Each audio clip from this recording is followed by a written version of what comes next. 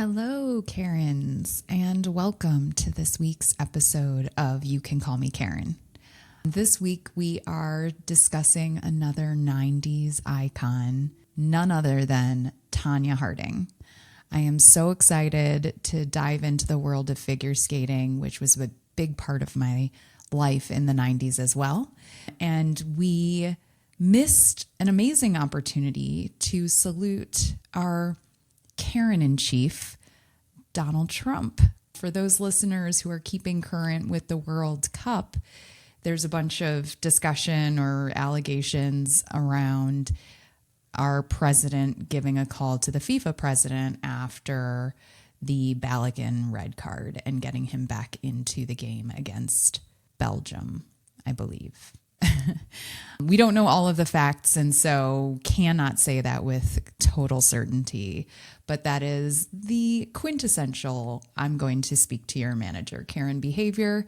And so we'd be remiss if we didn't mention that this week. But thank you again for listening. We're excited to break down Tonya Harding and Nancy Kerrigan to a degree, and we hope you enjoy.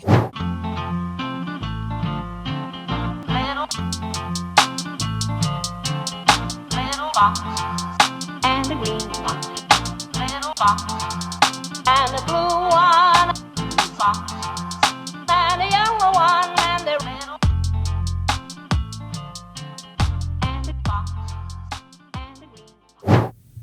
Hello, ladies. Hi. Welcome. Welcome to this week's episode of You Can Call Me Karen. This is Karen, and I am very jazzed up today because we are talking Tonya Harding. Ooh. Thank you I'm for jazzed matching too. my energy. I am joined by my co-host, Steph. Hello. And Manny. Hello, Governor. I've done that one before. Sorry. Got to work Classics on that. never die.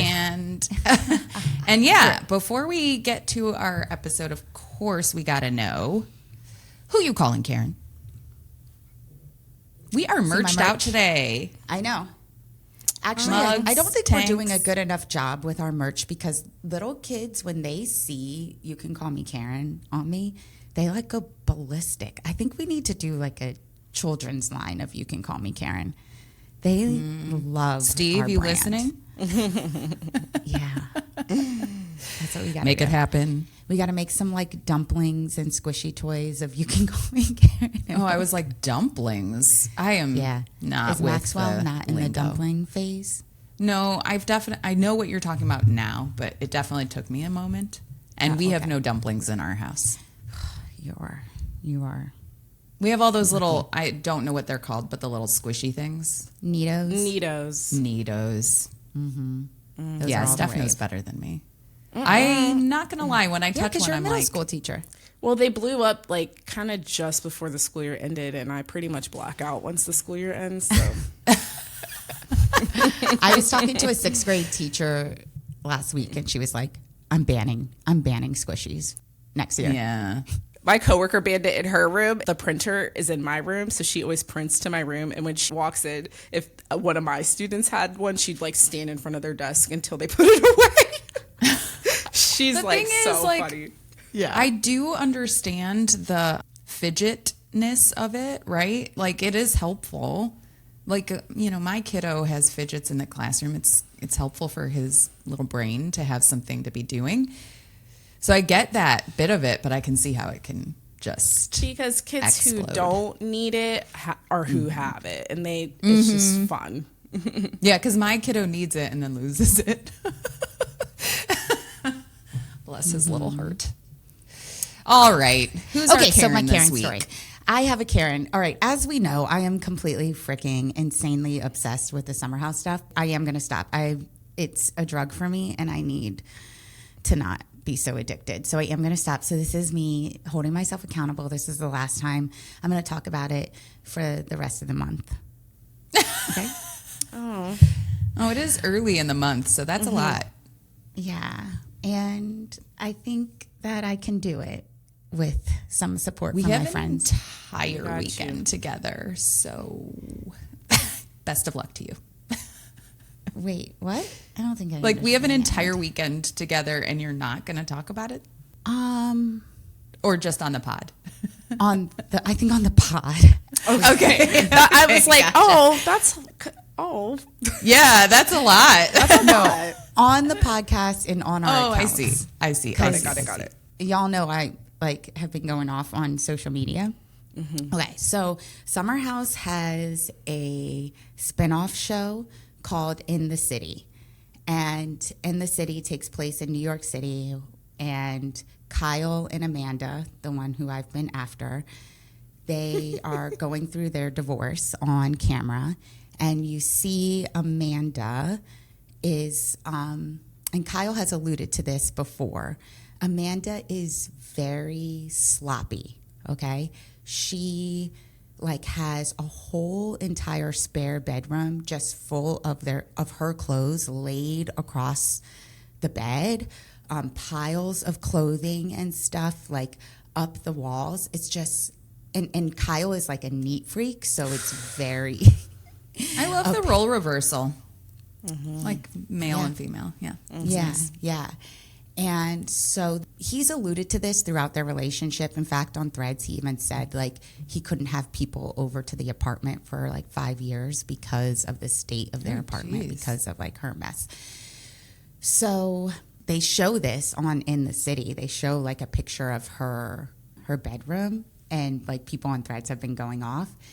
And also a part of this story is that she told him she was leaving the apartment and getting her own apartment and getting a 1-year lease, and didn't pack up any of that stuff. She just left it in the bedroom for him to deal with while she has her 1-year lease. So layers to this woman, okay?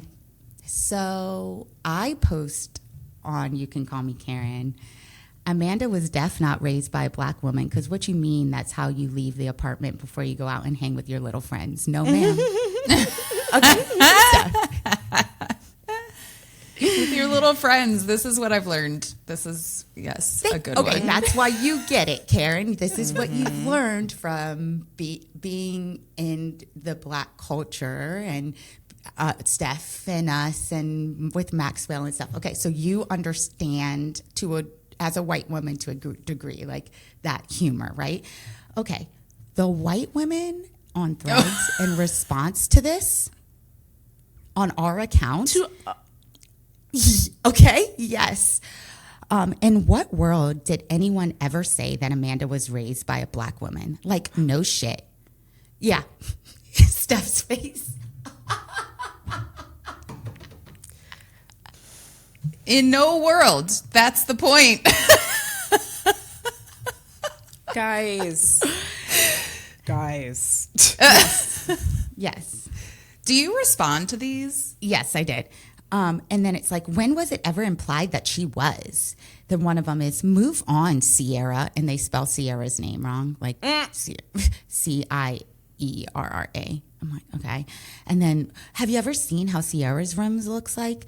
So anyway, so to a lot of these, I put I rolled my eyes, or I put the Mr. Rogers clown gif. That was my response. I'm like, it was a joke to black women, by the way. Yeah, For black exactly. women, for the And black community.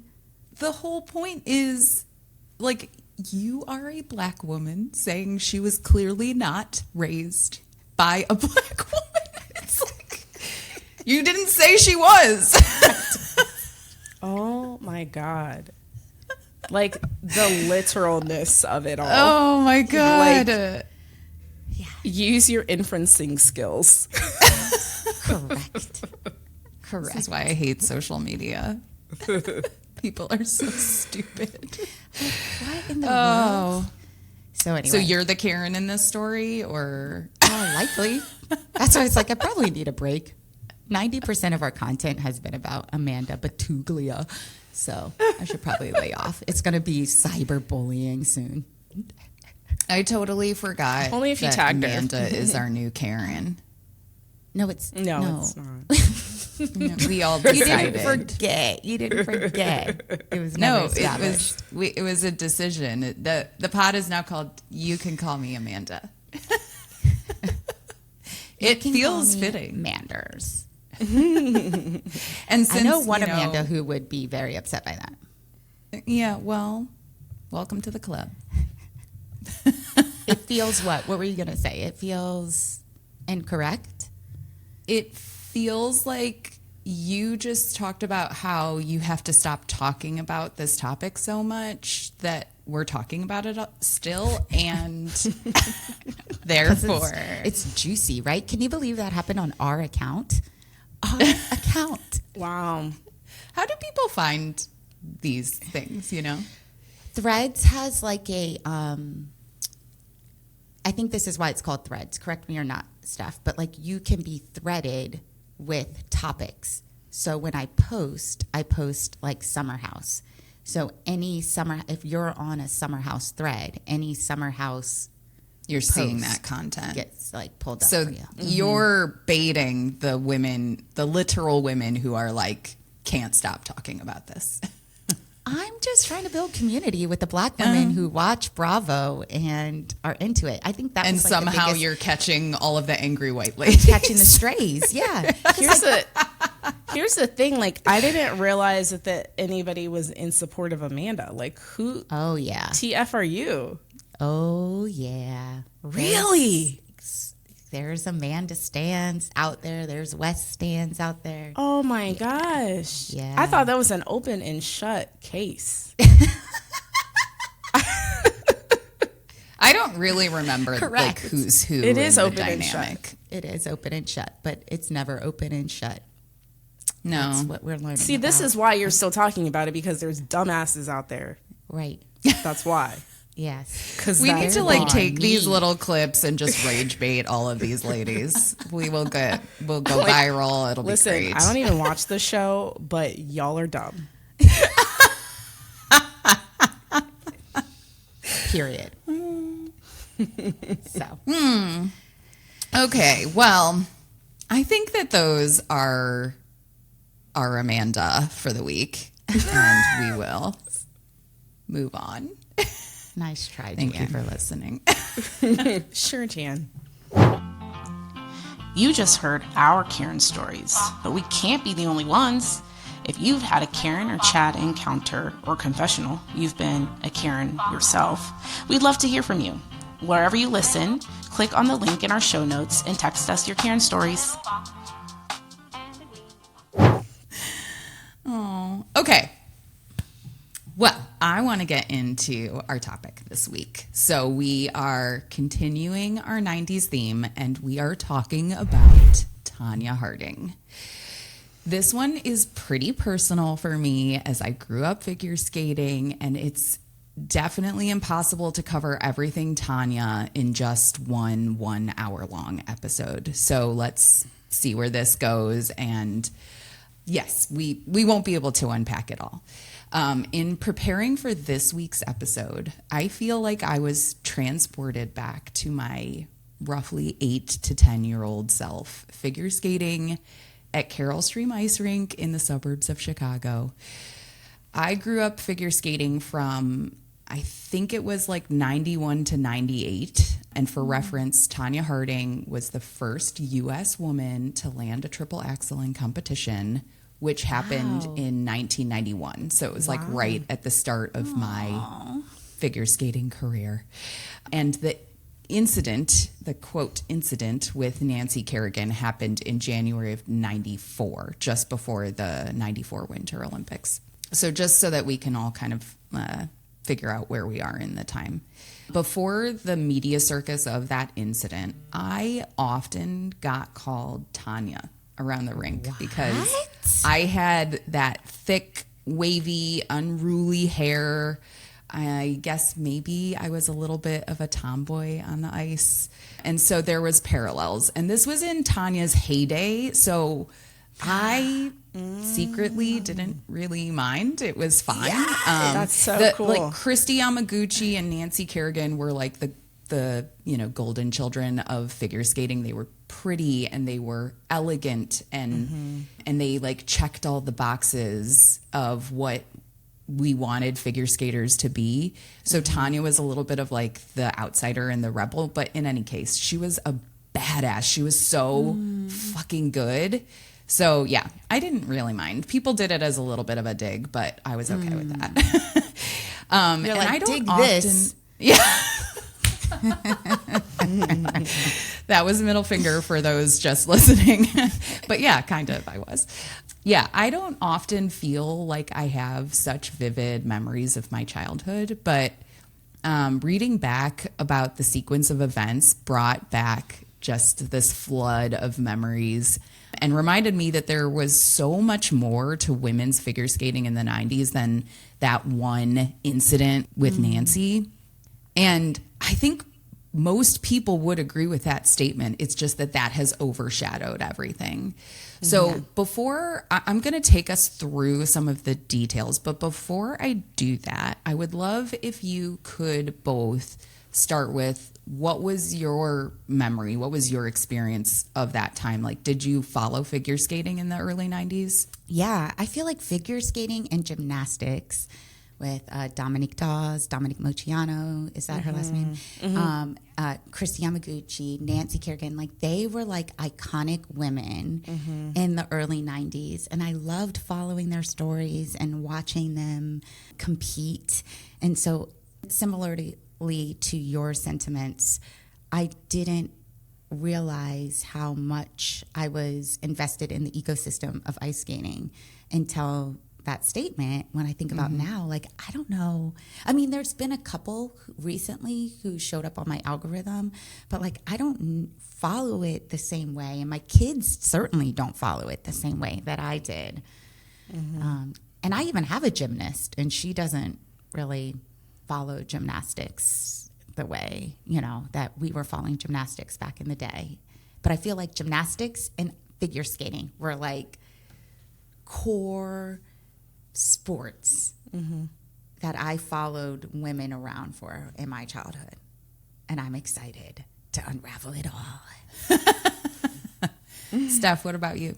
Same. Like, I loved watching figure skating and gymnastics, and especially growing up as a dancer, like it was kind of like the closest thing we had to people repping, being an artist. And even though like I was always very critical of, but in a healthy, like in a good way, I admired it, but I also watched it through the lens of a dancer. And so like when you were saying, Chris Yamaguchi and Nancy Kerrigan, I remember favoring them because they had that like, they looked kind of like ballet. They had like Michelle Kwan, that lady, I mean, her lines. Her athletic ability matched her elegance, and her grace. She is my number one favorite, but I just, in that early 90s time frame, I did really gravitate to the people who looked more like dancers. And so, and I always struggled to understand the different jumps. Like, I remember people would be excited, like, when a triple axel would land, and I'm like, I can't tell the difference between that and, like, the other one. I think that's typical unless you've done it. So I was always kind of confused on that stuff. So I was really into the music choices and the costumes and, like, that kind of stuff. But I loved it. I was gripped. Like, I really was into it. And I know when we were talking about doing this episode, I was like, I don't want to cover the incident because Tonya is so much more than just that one moment. And it bothers me that, like, that's the focal point of her. However, what do you two remember about the Nancy Kerrigan assault before I go into what actually happened? Do you know what I remember? Please. Why? Why?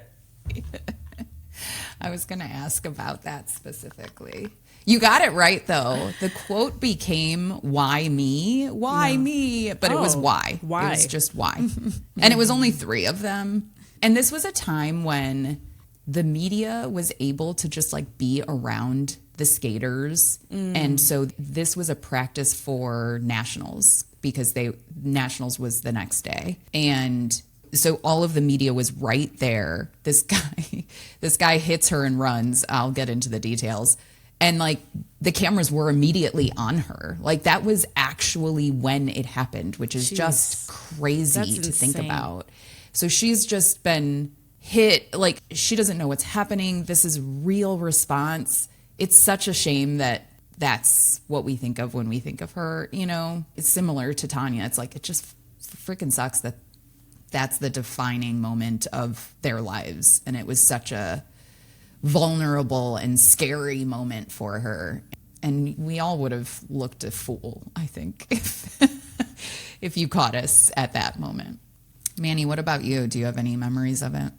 I don't know. My first initial response is I feel like this happened around the same time as Morena Bobbitt.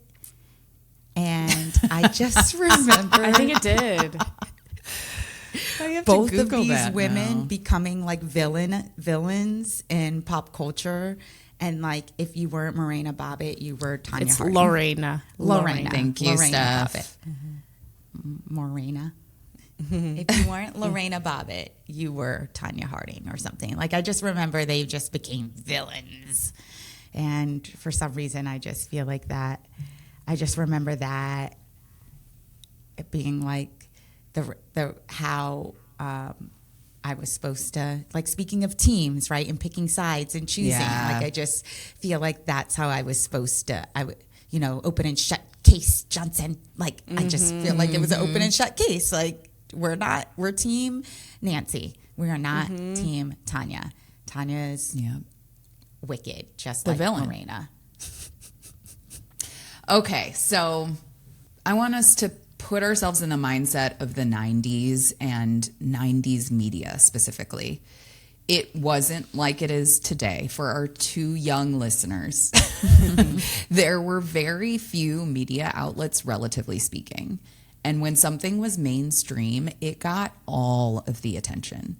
In reading up on this topic, I learned that 45 million people tuned in for the women's figure skating coverage of the 94 Olympics, which was just after the Nancy assault.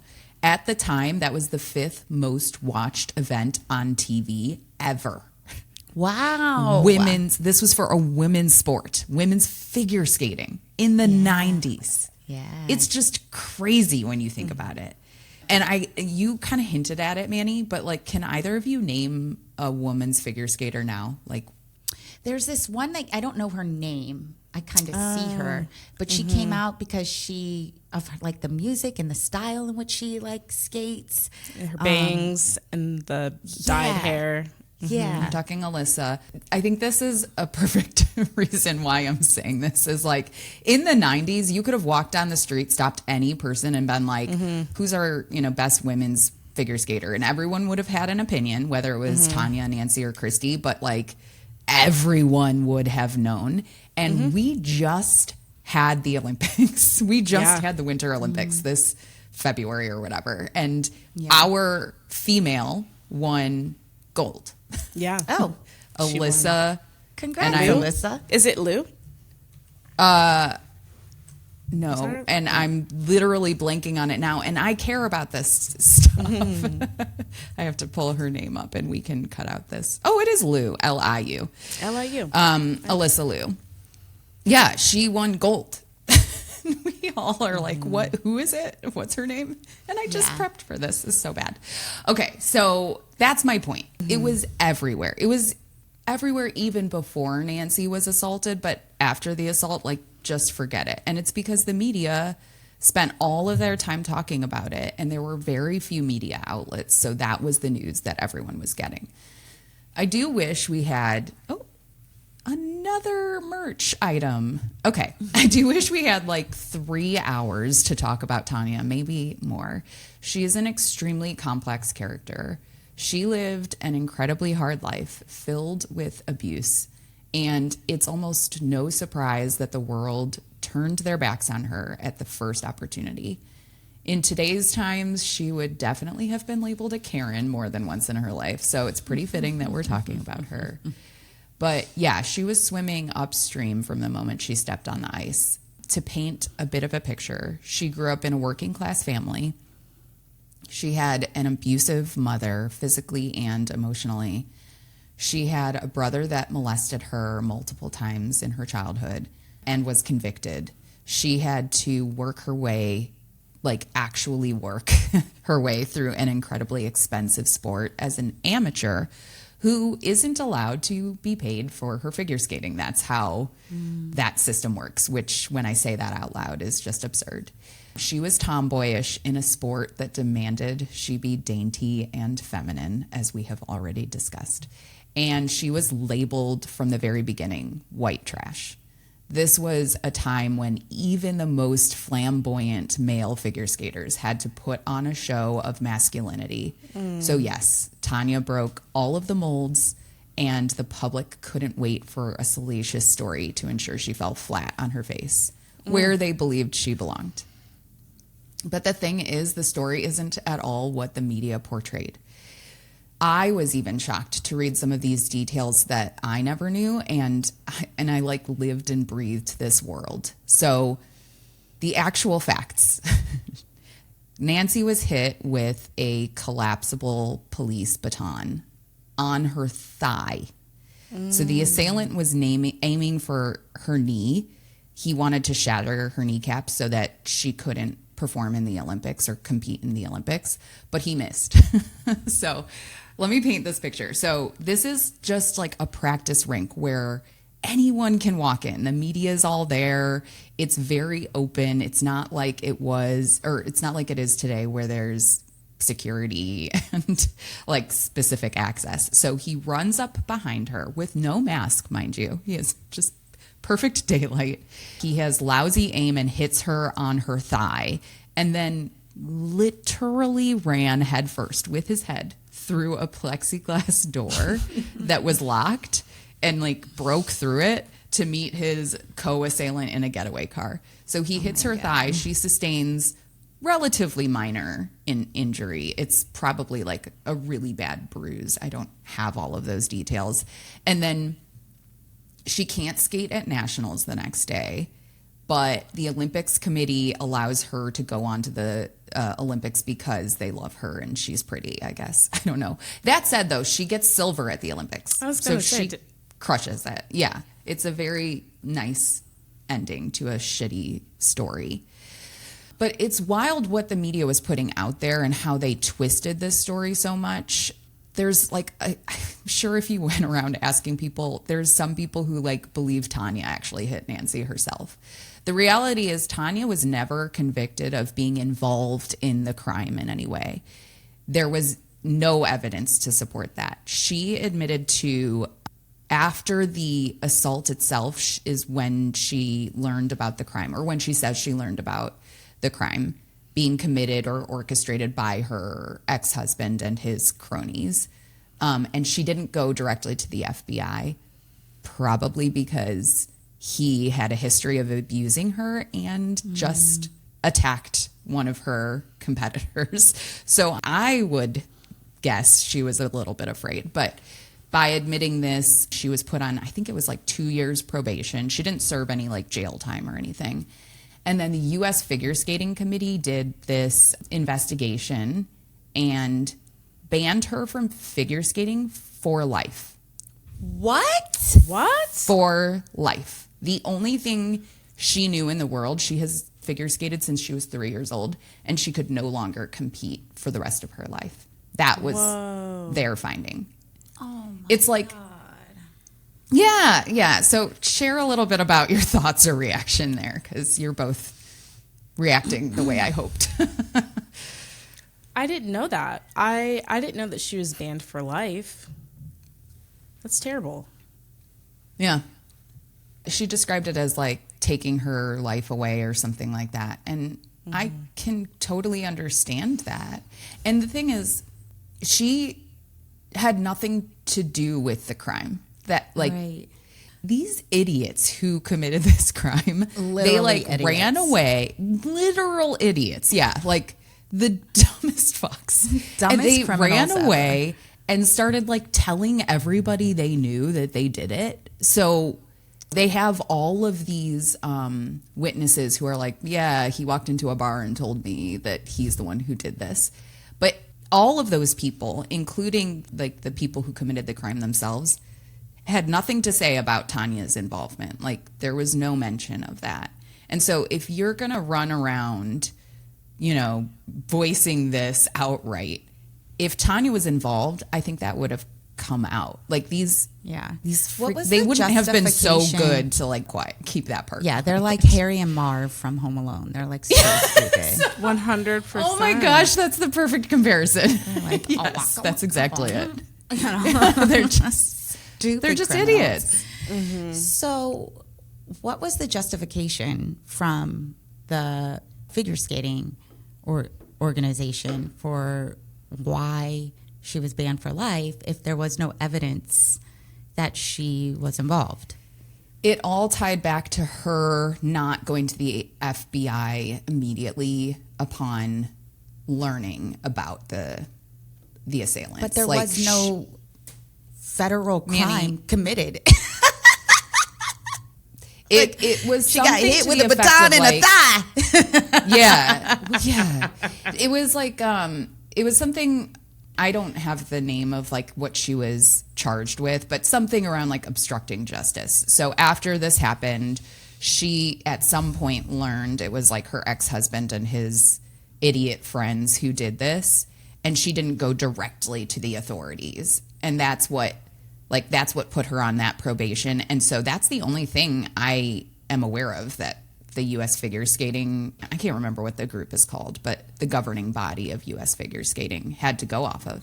So it's like, how does that ban you for life from the sport that you are literally the best at? Right. It's just crazy to me that can happen. Yeah. And then I'm not going to go more into my like thoughts about it because I know you want to get into the other, like, I know you want to get past this part of Tonya. I'm going to save some of my thoughts for a confessional. How about that? If we, you know, if that comes up. But like, I just think it's like my understanding here is just like I'm frustrated. That's the best word that I can say about it because it just feels like there's no real concrete, tangible evidence that would require such a the punishment doesn't meet the crime. Mm-hmm. Even if she was responsible for something like that, I still don't think the punishment meets the crime, if I'm being honest. I still don't. Even if she was involved, I still don't think that's a ban from the sport for life. Compared to other sports and what we see happening in the NFL and NBA and male-centered sports, I don't think so. Yeah. I'm standing 10 toes down on that. I do think if they had accomplished their goal of shattering her kneecap, which I believe is what they were hoping for, that would have ended Nancy's career, I think. And so male sports aside, because I don't think we handle male like athletic crimes in an inappropriate way. Like I think we're too easy on the athletes who are the best at their sport. We're like, they're really good, so we'll forgive that they're a wife abuser or something. But like if Tonya had paid someone to shatter Nancy's kneecap, I think, do you want that person competing in your sport? Like, is that a risk to all other athletes in that sport? I could understand, but that's not the facts. You know, like that is not the reality of what happened. There was no evidence supporting she had anything to do with this. And so that's why it's so upsetting to me is like, she wasn't at the peak of her career. She was in a bad place at that moment in time, but she was literally one of the best figure skaters in the entire world. She was doing things that no skaters had ever done before. And to just take that away from her for something that she had nothing to do with is complete trash. And this goes to, I think, some of the like cheer conversations we've had in the past, dance conversations we've had in the past around varsity, of like the role of these monopolistic sports governing bodies. And U.S. figure skating is just that. It's a monopoly. There's no competition. They basically own these athletes. So the way that they can like give and take away is absurd to me. And there's no other place for Tonya to go.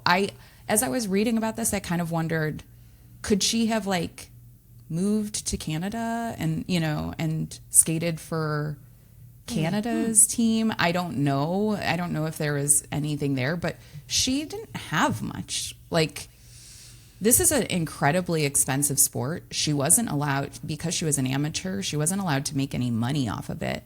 The only thing she could do is get endorsements. Like, you know, Nancy was on all of these commercials.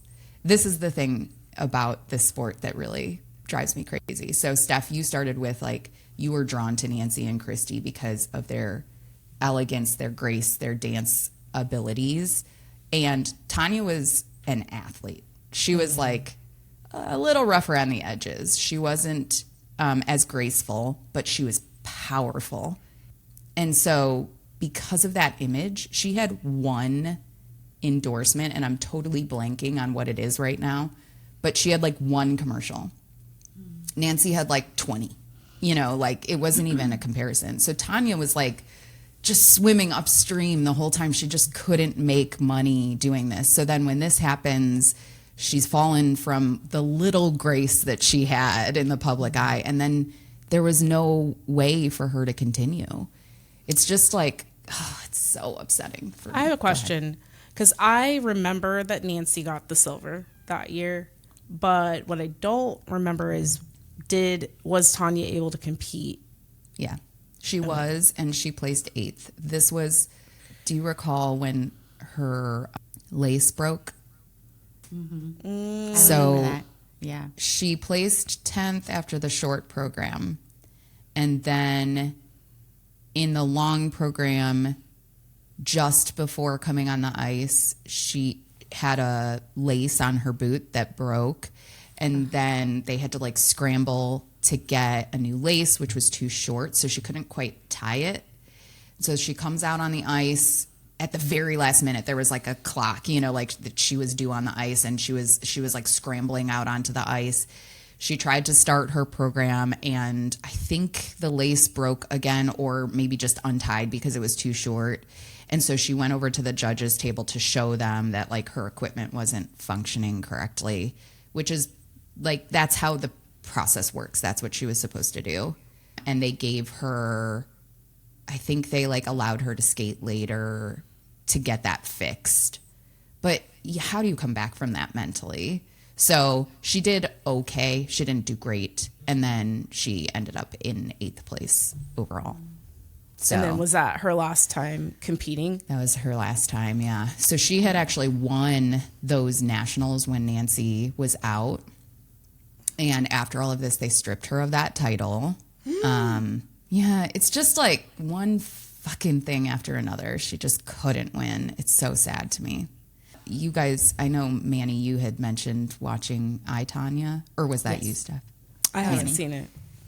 I love that was in 2017, and like that brought Tonya back into the spotlight. She attended the Golden Globes. She was on Dancing with the Stars. She actually, I didn't realize, she got 2nd place on Dancing with the Stars. Did you Really? watch that?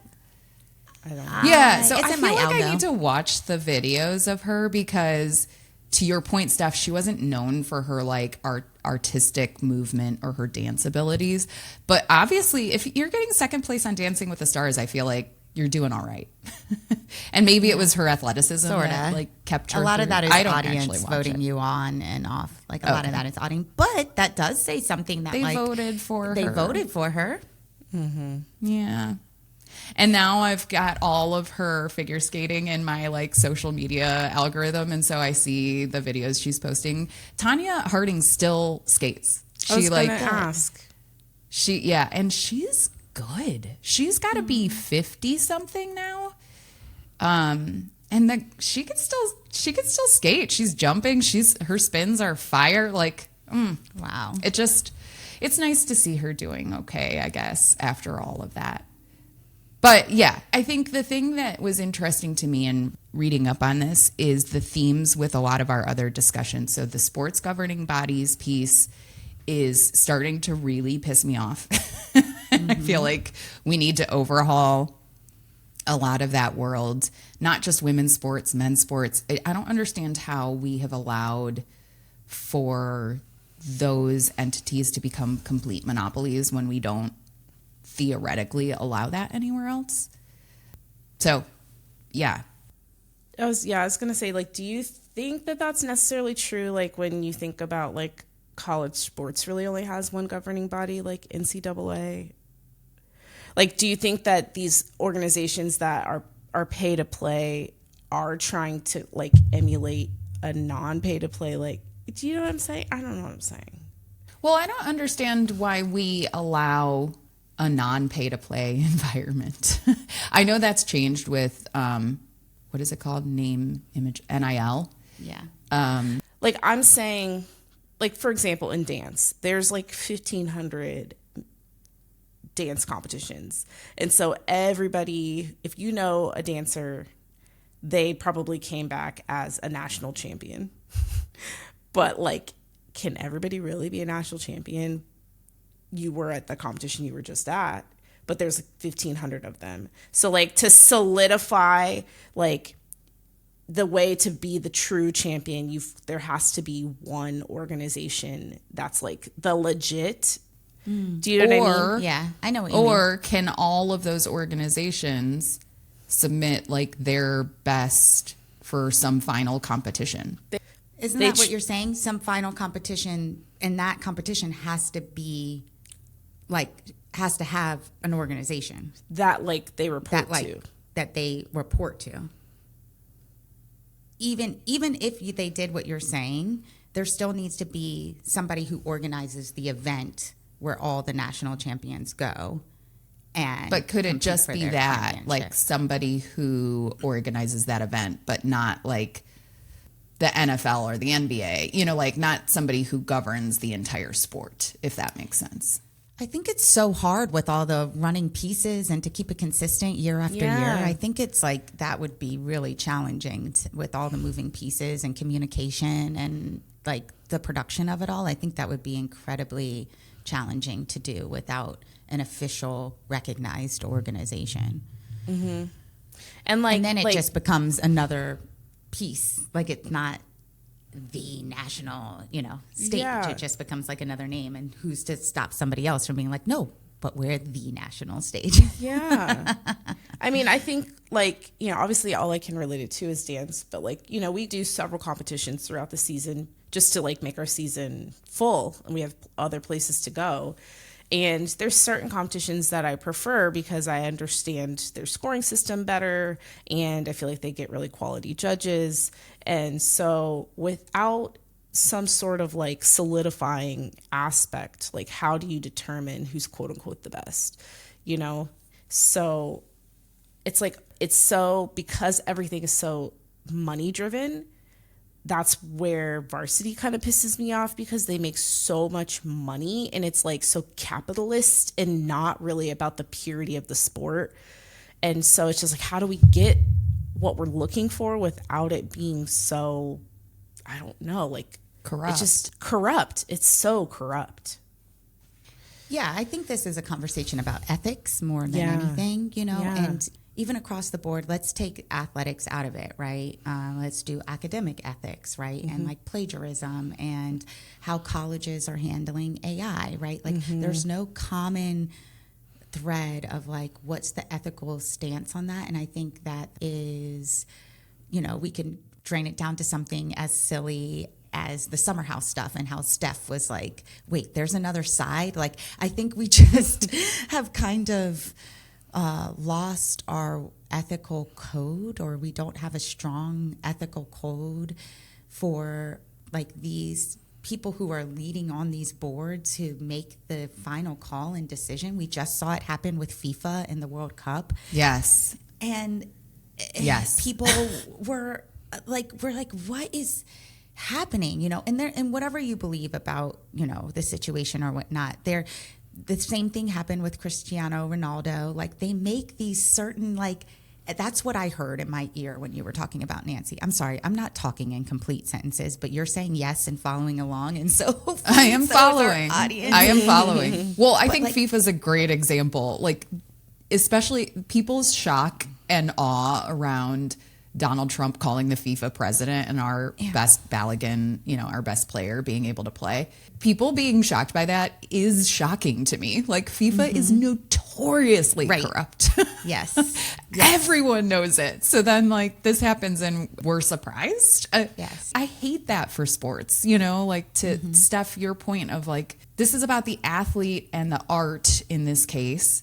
And now we're talking politics, essentially. And that sucks, It should be about being in awe of these athletes who are the best of the best competing on a world stage. Like, and now we're talking about Tonya Harding being, banned for life, or Balogun getting back in the game after a red card. It's just like, it's such a distraction from the thing that we're all really wanting to be here for. Right. Well, the thing that for me with ethics is that, like, the exceptions are political, right? So what I heard when you were explaining it is, like, what pissed me off before even finding out about Tonya having been banned was that they allowed Nancy to come in. They made an exception for her. And it's like, why? She didn't have to compete at the U.S. Nationals. She didn't have to place in the top 3. Which is they a decided she qualifier. was their golden girl, and they were going to put her in the Olympics either way. Yeah.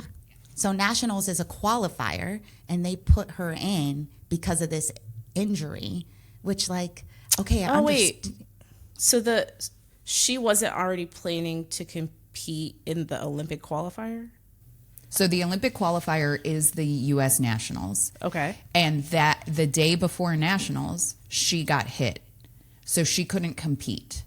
So Tonya Harding placed first. Christy Yamaguchi was in the mix. Nancy didn't compete, so she didn't place. And then the U.S. figure skating organization was like, yeah, but this isn't fair, and we love Nancy, so she's going to the Olympics. Okay, now, so she got silver at the Olympics. But it's still like, she didn't compete in the thing that qualifies you to go to the Olympics. Yeah, that was the first red flag for me. That was the first red flag of, like, making an exception for a candidate because of, and that's where I think it does get hard. It does get hard. I don't know what the right decision would be in that moment. I just know that if you have a criteria that says something and you're blurring that line, it makes it difficult I feel like the whole thing was fucked from that moment when they stepped in and decided to allow her to be able to compete. It's like, I'm sorry, but, like, you're just going to have to wait 4 years. Like, it's a tough thing to say, but this is our hard stand. And to Steph's point about the money piece, like, Nancy got all these endorsements. She was on TV. She was making money for the sport. She was drawing attention. Tonya was, like, expendable. Is that the word? Like, she, she was rough around the edges, and she was aggressive, and she didn't fit the mold, the pretty mold that they wanted. And so she wasn't getting endorsements. So they were like, well, we'll ban you for life. And what? And we said and. I was going to say, and she didn't have the money to fight it, right? That's what I was about to say. I was just about to say that. I was going to say she didn't have the money to, like, hire a lawyer to appeal. Yes. The situation. And I think other people would have, right? And so they would have been able to compete. And her reputation would have been different, and her trajectory would have been different, but she just didn't have the means to do that. It's just so sad all around. That's sad. Yeah. Yeah. The last thing that I wanted to just quickly highlight on, and I know we probably want to get to wrapping here, so we don't have to explore this too deeply, but it's a theme that we talked about just recently of, like, the rivalries that media pits women against one another. I think this is a perfect example of how they took Nancy and Tonya, who were at the top of their game, who were like number 1 and number 2 in a lot of competitions over the years, and made it this rivalry when in reality, they were probably, and I think in a documented way, they were pretty friendly. Like, this is a really small group of competitors, elite competitors at the top of their game. They've been coming up through these competitions together since they were, 8, 9, 10 years old, probably. So they have crossed paths a lot. And there's probably at most 10 of these women, that vied for first, second, third over the years. So they knew each other pretty well and could really relate with one another pretty well. Like, this is a pretty unique lifestyle that they're living. So then to just take the top 2 and make them, like, pit them against each other when they're so isolated from the world and like in such like a, very delicate state is so shitty. And you can see what it did to both of them in terms of like Tanya's fall from grace, if you will. Like, she was in the early 90s, she was at the top of her game. Like I said, she was the first U.S. woman and only the second woman ever to land a triple axel in competition. And then it started to kind of erode from there. She came back at U.S. Nationals in 94, but yeah, that was the beginning of the end for her. And it just makes me sad that our media does this, in this case to women. I'm curious if it's to men as much. We've talked about like Christina and Brittany. We've talked about Mariah and Whitney, Anyways, I think it's just another example of how we pit these women against one another and kind of force this rivalry that may not actually be there. I think in sports there's rivalries like that between men. But I do see what you're saying of like they were actually friends. Like, then it's the wrong narrative to push, I think, or it's like a false, where I think some of these, sports teams. Yeah, like they compete against each other. So, of course, there's a competitive edge to their relationship. But, I mean, you saw in this year's Olympics, like all of these skaters, like wrapping their arms around each other. They like freaking love each other and they want to beat each other. And that's okay. Like, let them have that healthy tension. But why do we have to create this narrative of like putting them in a boxing ring? I think that's that sports. But the outside of it, the like personal stuff outside of the sport is unnecessary. But I think that's sport. That's competition. I mean, I think that's natural to want to root for somebody over somebody else. But I think all the extra essential stuff that they pull into it. And maybe sometimes it got kind of personal. And these are individuals versus teams. Like when you're like OSU versus Michigan or OSU versus Minnesota. Like, we're talking about two organizations. We're not talking about people. Yeah. So I think that is a big difference here. Yeah. And like the tone and the language used with individual names against one another when if they hadn't been feeling any kind of like anger towards one another after reading all of those headlines and seeing it all over the news, I have to imagine it created a lot of tension there that didn't otherwise exist and maybe led to the course of events that occurred because the people in Tanya's camp were so fueled by all of the narrative around it, which is really a shame because at the end of the day, you want the best of the best athletes representing our country or our organizations, like whether it's at the college level, whatever. And you want to see who genuinely wins, of the best. And so when you create all of this unnecessary, I think, tension, it takes away from the sport itself and it makes me sad. Yeah, they painted a picture of her that made her so misunderstood, which I think is the ugliness of it. Like, just paint the picture of her and don't add any additional, like, just let us decide like just tell her story. Don't tell her story with added ammunition, you know, like just tell her story of coming up and how hard it was, difficult for her to pay for this and how she came out of that. Like, is that not the American dream, people? Yeah. You know, No, like, we actually hate when the American dream plays out. For sure.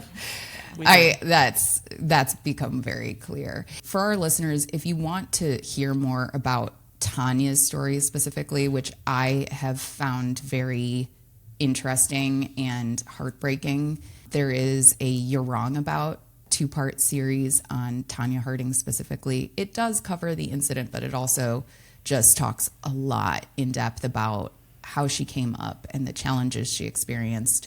And it's incredible she got to where she did, given the life that she led. And so, yeah, I'll link that in our show notes for anyone who wants to learn more. I thought it was really interesting to listen to. But before we wrap, ladies, what confessionals do we have today?